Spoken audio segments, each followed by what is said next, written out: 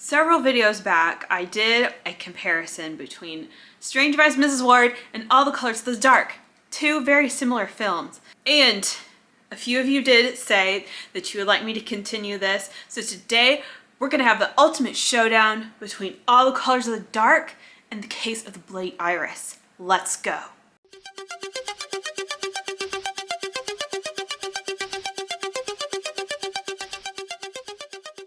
So the thing about me is when I get a new shirt, I like wear it over and over and over and over because I'm excited that I have a new shirt.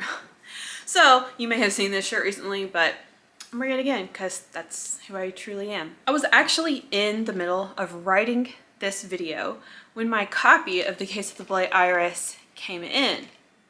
My upgrade. So here they are. We're doing a showdown. Bloody Iris versus All the Colors. Now, the whole reason why I started this whole comparison thing was because there were so many similarities between Vice and Colors, and I wanted to do a true compare and contrast to figure out like which one is actually better for me. While I was doing that, I started to realize how many similarities there are between Colors and Bloody Iris. So yeah, that brings us here to this video. Just to jog your memory or to fill you in if you haven't seen both, here are some quick facts. All the Colors of the Dark was released in 1972. It is directed by Sergio Martino, and here is your synopsis. Jane lives in London with her boyfriend, Richard. She recently lost a baby in a car crash, and now she's plagued by nightmares of a knife-wielding, blue-eyed man. Desperate to ease her pain, Jane decides to follow her neighbor's advice to attend a black mass, only to fan her already horrible visions, making her reality a living hell. Is there an escape from the clutches of the darkest evil? Bloody Iris was also released in 1972, and it is directed by Giuliano Carnameo. And here's that synopsis. This film follows a model named Jennifer. She recently escaped a sex cult and is trying to leave the past behind her. Jennifer and her fellow model friend Marilyn move into an apartment that was recently vacated thanks to their connection to the architect Andrea. The thing is, this apartment was vacated when the previous tenant was murdered in the apartment. It seems danger did not leave with the last tenant because soon Jennifer becomes the target of a killer herself. So using these same categories that I used in my last comparison video, let's dive in. For this video, I'm going to do my best to avoid spoilers. However, I feel like this video would best be enjoyed if you have seen the films. First off, we'll be starting with the leading cast. These films do have something very much in common, that they are both starring George Hilton and Edwige Fenech. Now, one thing that Bloody Iris does not have is even Rosimov, sadly, although that would have been fun, wouldn't it? Anyway, so with George's character in All the Colors of the Dark, he's just a boring husband. Like, he's pretty bland, just whatever. But his character in Bloody Iris, he's not like the coolest dude ever, but he's pretty mysterious, and he's handsome in this. I mean, he's always handsome, but you know, his character has a vibe. Architect who like may or may not be hiding something. He's intriguing. I would say I probably prefer George in the Bloody Iris. Now as for Edwige, I feel like she's just equally hot in both of these movies. Makeup is great. The outfits are great. When it comes to All the Colors of the Dark, you guys did point out to me that Jane is kind of an idiot. And you are right. By comparison, her character Jennifer in Bloody Iris is a lot smarter. A lot more of like an independent woman. She's a model, she has confidence. I do have to mention the cape. Everyone loves the cape that Jennifer wears in Bloody Iris. And I would say her clothes are better in Bloody Iris. But isn't it interesting that she's not a fashion icon? Like, that's really not something, at least for me, that's not something that I notice about her. It's like she overshadows her clothes. Like, her clothes don't really matter. We ain't looking at her clothes. But I do like what we get to see from her and her character more in the Bloody Iris because she is living her life, having fun. She's not just scared 24/7 like she is in All the Colors of the Dark. And yes, sadly, we don't have even Rasimov in the movie. I feel like he could have played her ex-husband and that would have been fun. And then we would have had an ultra confusing trio trilogy of 3 movies starring all 3 of them. But anyway, so who wins when it comes to leading cast? Bloody Iris or All the Colors? Even though I hate we don't have even, I'm gonna say Bloody Iris wins that one.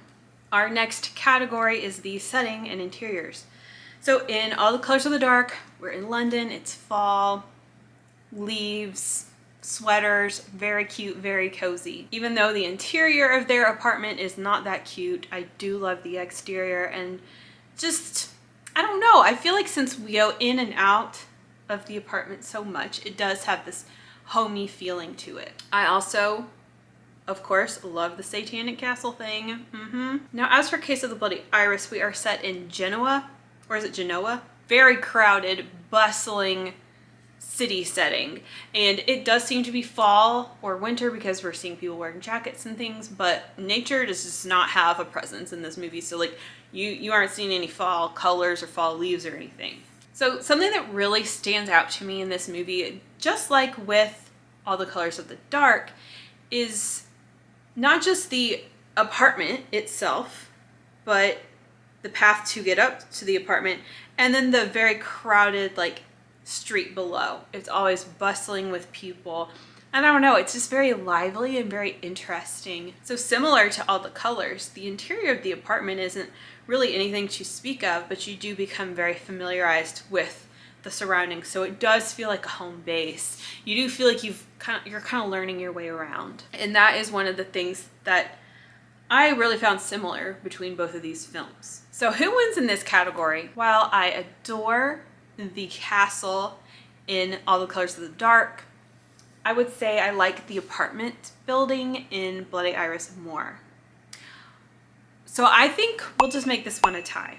Okay, the next category is the story and the characteristics of the story. With All the Colors of the Dark, it's all about nightmares, running, the occult, and a cult. Isn't that funny how those words are so similar? All the Colors of the Dark is a lot like a horror movie. It's pretty much a horror movie. In Case of the Bloody Iris is more of a traditional giallo operating off of mystery, murder, models, and we have the theme of sex, which, like I said in my other video, All the Colors of the Dark is not a very sexy movie, but Case of the Bloody Iris does have a lot more sexual expression. Things both of the films have in common: a stalker. This you belong to us or you belong to me sentiment. Trying to run from something that you can't seem to escape. I would say the plot of All the Colors of the Dark is a lot more straightforward. Your mind isn't like scrambling to try to solve a mystery or try to make sense, trying to piece together clues, because it's not really a mystery. Bloody Iris is a really well-written mystery. It makes you think, but it's also very enjoyable, very clever. And yeah, like I mentioned before, All the Colors of the Dark is not very sexy, but Case of the Bloody Iris is pretty sexy, but I don't think it's even in like a sleazy or trashy way. Which movie should win in this category? These films can be hard to compare in some ways because like it just depends on how you're feeling, you know? And again, like I mentioned in my last comparison video, is All the Colors of the Dark doesn't actually really even seem like a giallo. And I'm not sure why I don't hear people challenging that. I don't know. My instinct at this moment is telling me to choose Case of the Bloody Iris. Okay, let us talk about the style.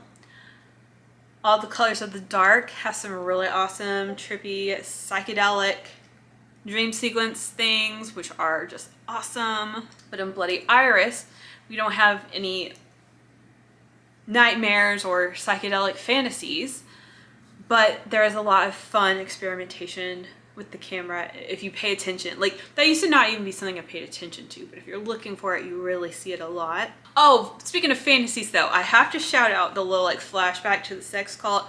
You get this really nice dreamy like kaleidoscope sort of shot, which is beautiful. So I guess we do have some fantastical moments in the film. And otherwise we get like spinning, we get angles, we get upshots. I'm really glad they took their time to just kind of play and experiment. It adds to the playful tone of Bloody Iris. This is hard. I really don't want to make everything a tie. In my mind I said this is either going to be Iris or a tie. But I suppose I would say Iris, because the visuals of Iris have inspired me to do like my own photo shoots and things like that, which All the Colors of the Dark has not. Next, these really aren't in the best order, but next we're going to talk about the supporting cast in both. First of all, for All the Colors of the Dark, we have George Regaud playing the Doctor. We have Marina Malfatti playing Mary, who is Jane's neighbor. And we have Nieves Navarro, aka Susan Scott, playing, I think her name's Barbara in the film, and she's Edwige's sister in the movie. And I love her. You may know. I mean, that's her right there on my wall. Huge fan. So having Nieves and Edwige together is awesome. Well, now let's talk about Bloody Iris. George Regaud again, playing the professor. We have Paola Quattrini playing Jennifer's roommate, Marilyn. Carla Braight as Mizar Harrington, which I feel like you have to say the full name, Mizar Harrington. We have Annabella Incontrera as the neighbor, Sheila. We have Maria Tedeschi playing the old lady neighbor. Her name's Mrs. Moss. I don't know if that ever comes up. We also have Luciano Pagozzi in there. Like, there are many, many familiar faces in Bloody Iris. So who would win this category? This is very hard because I'm a huge Nieves fan, but I feel like you get more Giallo icons in Bloody Iris, and Marilyn, even though she's not a regular, is such a funny character. Yep. Bloody Iris wins that one. Next, let us discuss the music. Both of these scores were composed by Bruno Nicolai. For All the Colors of the Dark, of course, we get a very evil, sinister score. I love it, especially that main theme when it comes to the cult meetings. I freaking love it, okay? That particular song I listen to a lot.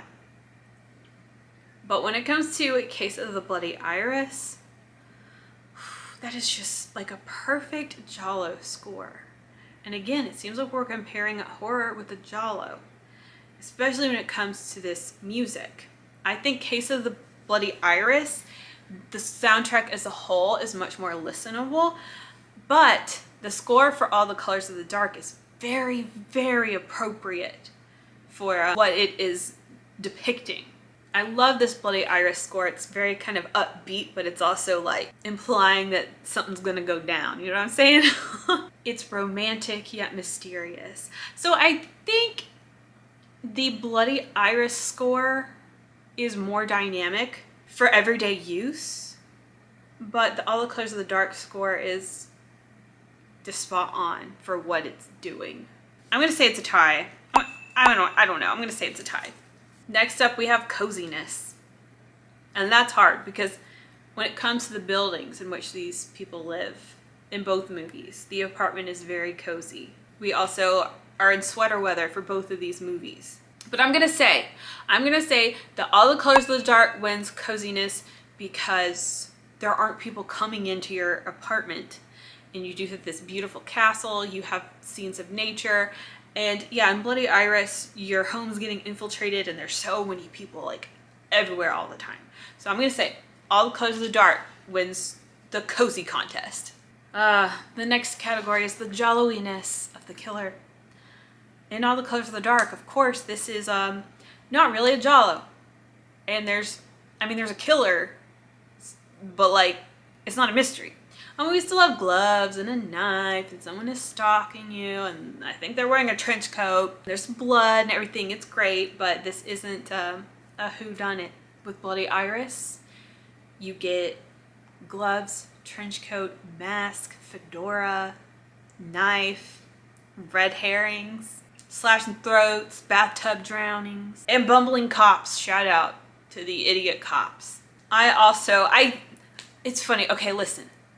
In my notes that I was writing this morning, I was like writing about the scene where Jennifer is taking her shirt off and then the killer like grabs her arms so they're looking at each other through the shirt. And I was like, that looks very Tenebrae, but how come I haven't heard anyone talk about that? And anyway, while I was getting ready to sit down and film this, I was listening to Subjective Perspective Collective's video about the Bloody Iris 4K. And they talked about it right there. So people are talking about it. I just still wanted to mention it. It's very influential in contributing to the Giallo killer elements. So definitely the case of Bloody Iris wins in the Gialloyness of the killer. And that's where perhaps this shouldn't even be a category if All the Colors of the Dark is barely a Giallo. Let's assess the mood in both of these films. In All the Colors of the Dark, it's very atmospheric, very moody. If you're looking for a horror vibe, like I said in my other video, it's very much along the lines of something like The Omen or Rosemary's Baby. But in case of the Bloody Iris, even though this is like a slasher in a way, the mood is very playful. There's plenty of humor in here. It's comedic, like it's almost a super self-aware movie. It's not taking itself too seriously. Shout out to Marilyn in her bathtub scene, and some of the things the cops say are just really, really funny. So who wins here? It's hard to compare because these are two very different vibes, okay? Two very different moods. One is like impending doom and one is almost like a murder comedy. I'm gonna say Bloody Iris. No. Shit, it's a tie. It's a tie. I mean, I'm a horror girly. I love Satan. And that has to count for something. You know, like, why do I keep watching All the Colors of the Dark more? We'll get to that later. So let's talk about the themes. In All the Colors of the Dark, we have the themes of evil, legacy, a woman who is in distress and everyone is telling her what to do because everyone else thinks they know best. And that theme of just being endlessly pursued by something you can't escape from. In Bloody Iris, though, it is much more glamorous. We've got the modeling and the beauty factor. There's also the theme of sexual identity and just a woman's independence. But there is still a theme here of other people acting like they know what's best for somebody. And in both of the films, there's a level of paranoia and not knowing who to trust, and also this concept of like people not taking the main character seriously. I wrote in my notes, I haven't decided, but I said, which themes actually speak to me more? Probably Satan. Yeah, okay, Satan wins. Moving on to the twist, because what good Giallo doesn't have a twist? Well, in All the Colors of the Dark, like, there's a little bit of a twist, but there's not like a grand reveal, you know? There's not like a, oh, I didn't see that coming kind of situation. It's not a big shebang like we get from a lot of Giallo. But in case of Bloody Iris, there's a glorious twist ending. It's just the kind of thing you hope for. It's a surprise, but like a bunch of people could probably guessed. And the justification for why the killer does what they do, I think, checks out. Not saying I support them, but I'm just saying, like, they have a logic behind it. So Iris wins that one for sure. Now, the final category is, this is like what made me want to start doing these videos, because even though one film may be better than another film, that doesn't mean like that's the one that I watch more. So according to my Letterboxd, I have watched All the Colors of the Dark more than the case of the Bloody Iris. And I think the reason why I tend to watch Bloody Iris and All the Colors more than I watch Strange Vice of Mrs. Wardh is because Mrs. Wardh is also an emotional ride. You know, it hits you, it strikes a chord, man, like it makes you feel feelings and stuff. And films like that, I feel like I have to sit down and give it my full attention. But with something like All the Colors of the Dark or Case of Bloody Iris, especially at this point, like I just throw it on and multitask. All the Colors of the Dark still wins when it comes to replayability. So this means that Case of the Bloody Iris wins in the showdown with All the Colors of the Dark. But again, one thing that I've definitely learned is even though these films have a lot of little things in common, it is hard to say one is better than the other because they at the same time are so different. Now I'm wondering if I did Bloody Iris versus Strange Vice, what the heck would happen? Probably Strange Vice would win. I don't know. I hope you enjoyed this. I don't know if I'll keep doing these or not, but it was pretty fun. It's fun to write. It's fun to kind of deep dive. Let me know if I forgot to point anything out or if you agree or disagree on any of these insights or opinions. Thank you so much for hanging out, and I'll see you next time. Now I have to get up.